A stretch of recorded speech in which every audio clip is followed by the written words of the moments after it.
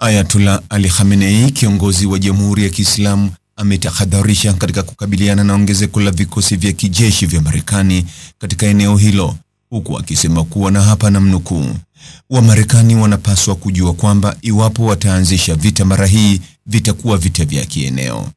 Shirika la habari la Tasnim limeripoti kuwa kiongozi huyo wa Iran alitoa hotuba kwa kundi la watu wa leo. Bwana Khamenei alisema kwamba ukweli kwamba nyakati fulani wanazungumza kuhusu vita na kuzungumzia kuhusu ndege na meli na kadhalika si jambo jipya. Na katika siku za nyuma Wamarekani walitiishia mara kwa mara katika hotuba zao na kusema kwamba chaguzi zote ziko mezani, ikiwa ni pamoja na chaguo la vita.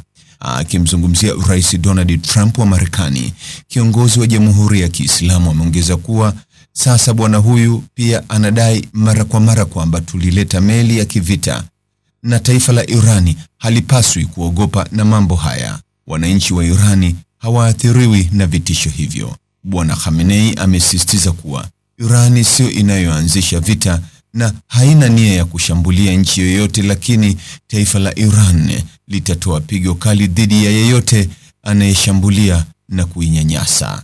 Wakati hayo yakichomoza, wabunge wa Iran wameonekana bungeni wakiwa wamevalia sare za jeshi la Irani IRGC. Vyombo vya habari vya Irani vimeripoti Jumapili hii kuwa wabunge wa Iran wamejitokeza bungeni wakiwa wamevalia sare za IRGC kujibu Umoja wa Ulaya kuijumuisha IRGC katika orodha yake ya makundi ya kigaidi na kutangaza kuiunga mkono taasisi hiyo ya kijeshi.